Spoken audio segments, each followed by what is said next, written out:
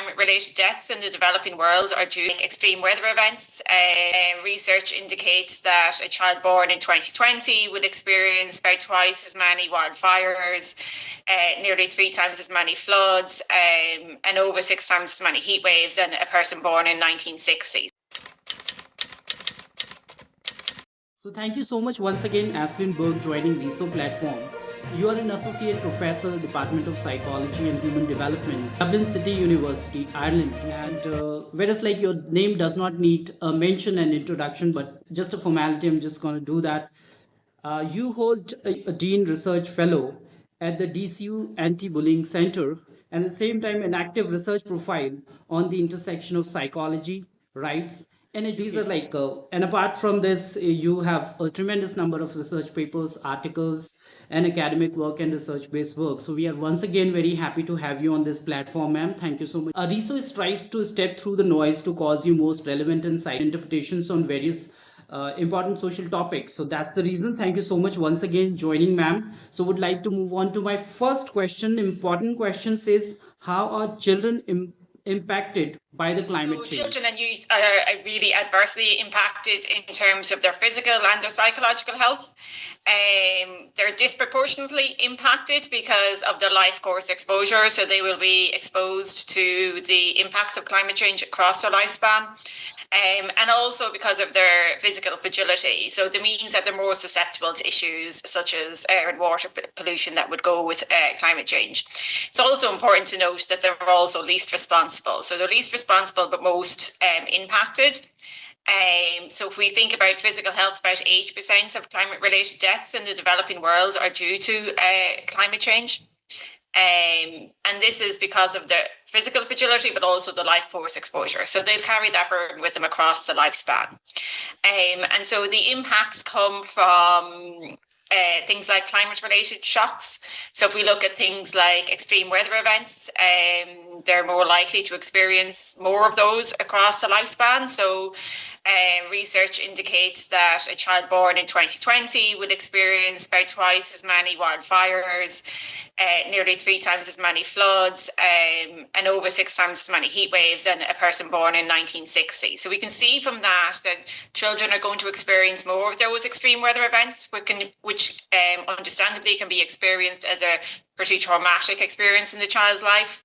It can lead to things like food insecurity, associated air and water pollution, and particularly important for especially young children, it can lead to a disruption of social supports and consistency of care. So we know from developmental psychology that consistency of care is really important for children from infancy right through, and young children are very sensitive to their environment.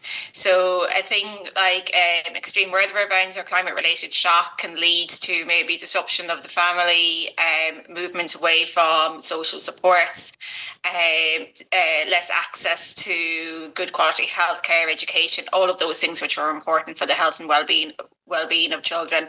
So it has these impacts in terms of those physical health, but also those will bring with them mental health impacts as well. So in terms of what we know in terms of adversity in childhood, we know that the experiences of adversity can have long-term impacts in terms of psychopathology across the lifespan, and the more frequent of those experiences, the kind of cumulative effect it has on the kind of coping strategies of the person.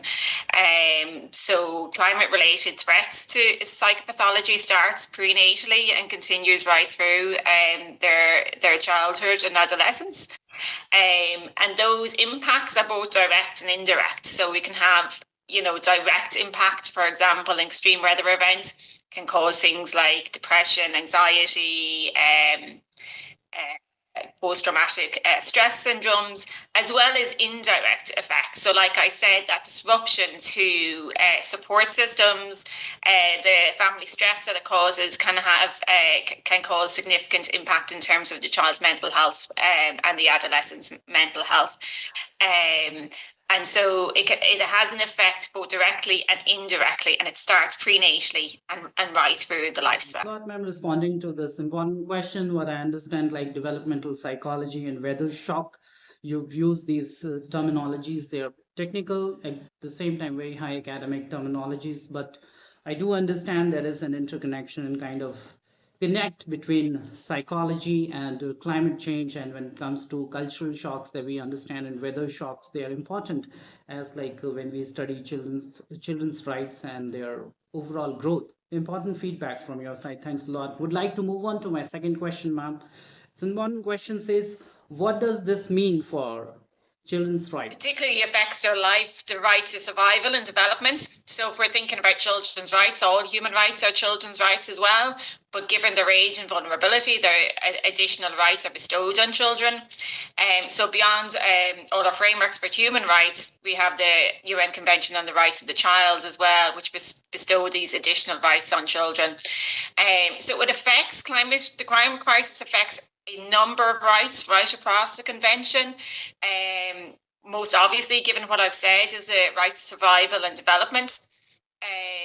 It affects things like access to housing, nutrition, particularly if we're thinking about climate-related shocks.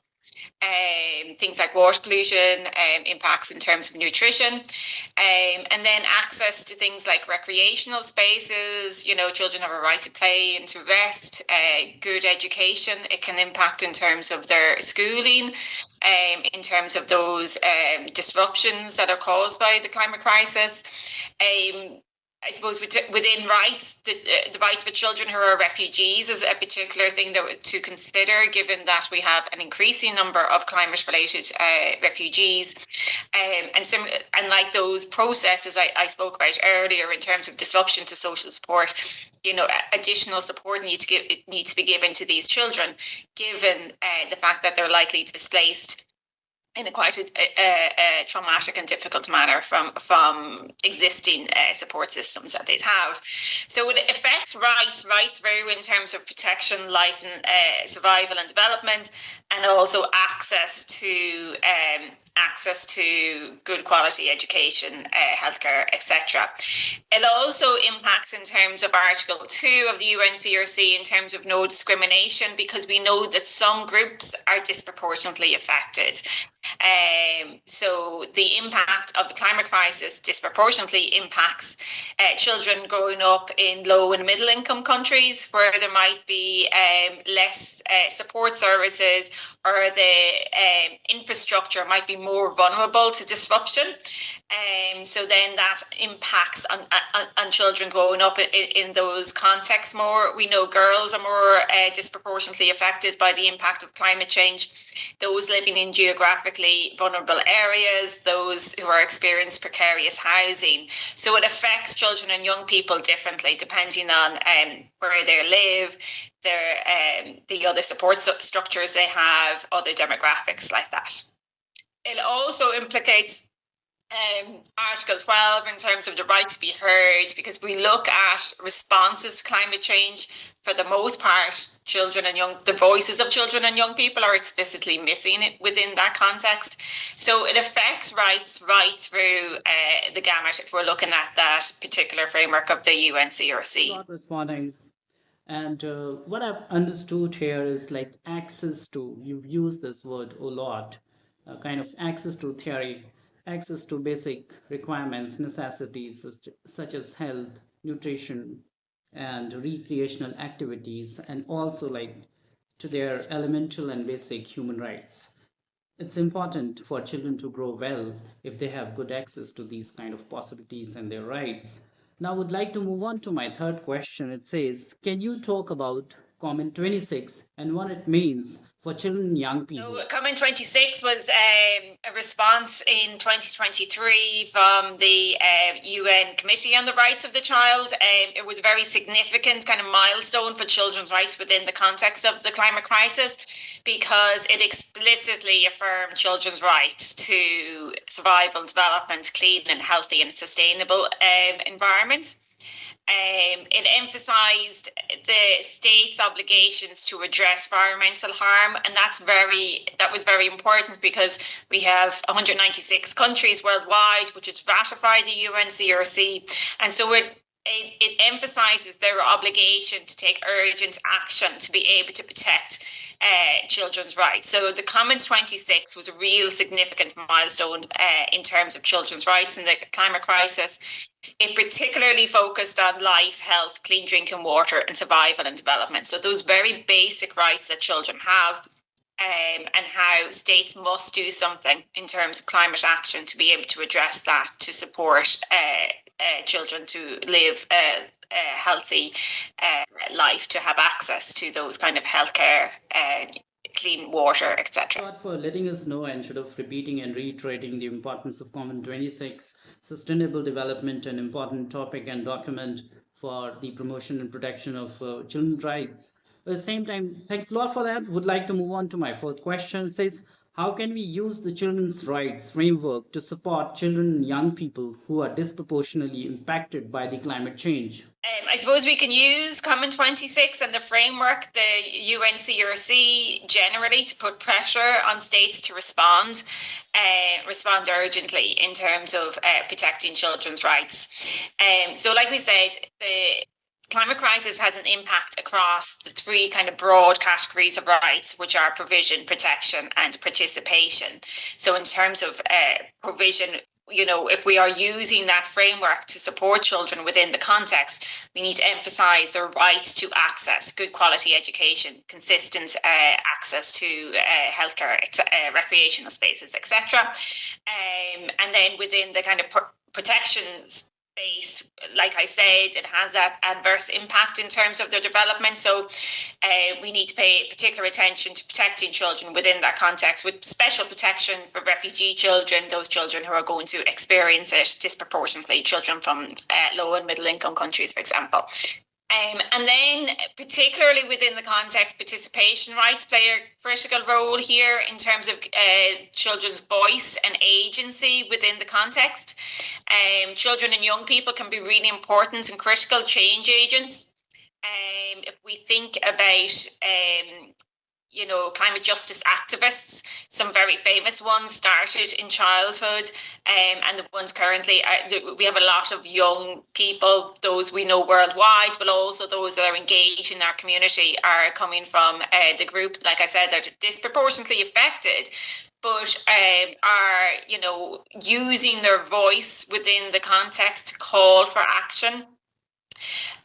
And in terms of those psychological impact of the climate crisis, we know that some level of agency supports us within this in order to deal with the natural experiences of despondency that goes with an issue like climate change. So engagement with environmental issues can kind of support children to feel more in control, more agentic within the space. It can help build their sense of self-efficacy, but also a collective efficacy within a space that it's quite easy to feel understandably angry and despondent within the context. So like I said, we know that children are very active change agents within the context, but the challenge with these participation rights is that they're exercised frequently through other adults in their lives.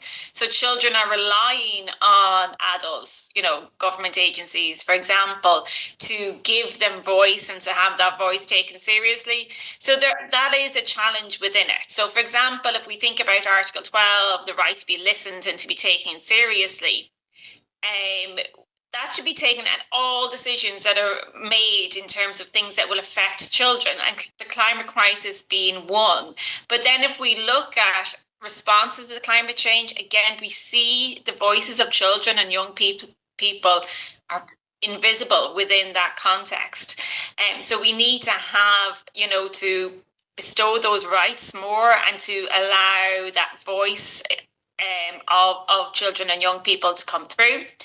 The UN Youth Agenda states that we have to give young people that responsibility in terms of leading initiatives to connect it to decision makers. So we have that challenge in terms of them relying on adults to do it. So the impetus is on us to support them in terms of exercising those rights. And then if we think about some legislative cases, for example, Youth versus the state of Montana, those environmental cases often use the right to a clean and healthy environment as just as a reasoning for those type of cases. And they're taken by young people who are saying this is about protecting our basic human rights. So young people are very active within the space. And so this is a way that we can, I suppose, use the framework and those rights to be heard and be part of decision making, and for that decision making, for that voice to be taken seriously.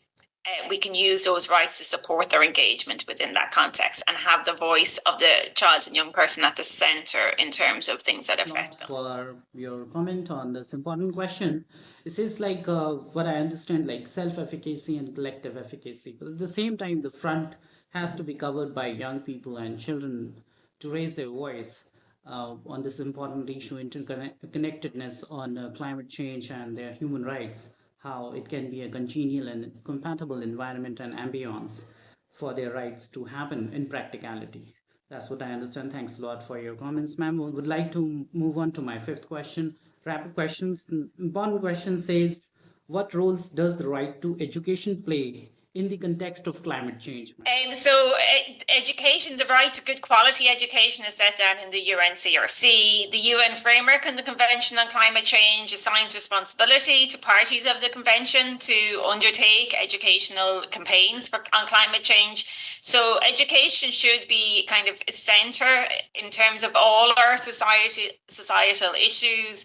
We see education plays a really important part, and similarly here within the context of climate change. In terms of climate change education, it's a relatively new approach to education. And so we see worldwide there's quite different types of approaches that are used. Some recent systematic reviews of the literature have indicated that some of the approaches might focus too much on the scientific and geographical underpinnings of the education. It's unusual it's unusual that education also calls on action within the context. More participatory, creative, effect-driven approaches are required in terms of education. It's not unusual within education that we would call for that. But given the relative newness of the subject, it is something that we probably have more control of in terms of designing what types of education happens both formally and informally. Climate change education has a potential to empower young people with the knowledge, skills, values and attitudes. So attitudes play an important role there, where we're kind of questioning who we are and how we act as agents of change within the context. And the education that's provided should empower young people to act as agents of change within the context. And preliminary findings from a study I'm doing at the moment suggest that young people are calling for very radical types of climate change education that allows them to question and challenge kind of the status quo in terms of reliance on fossil fuel industries, holding big polluters to account. So it's a challenge to be able to integrate both the scientific literacy, which is important in terms of climate change, the attitudes that we have towards climate change, as well as empowering action and agency within that. So it's a challenging space, but it has lots of opportunities to support this particular group of people who are, like I said, disproportionately affected, but also very important change agents who have a very significant voice to be heard within the context. Start responding to this important question, right to education and what role it plays in the context of climate change context. And it has the vitality and potentiality to cause and bring about a massive and major change in the life of young people and children, and promoting their human rights. Thanks a lot for joining once again RESO platform, Asling Book.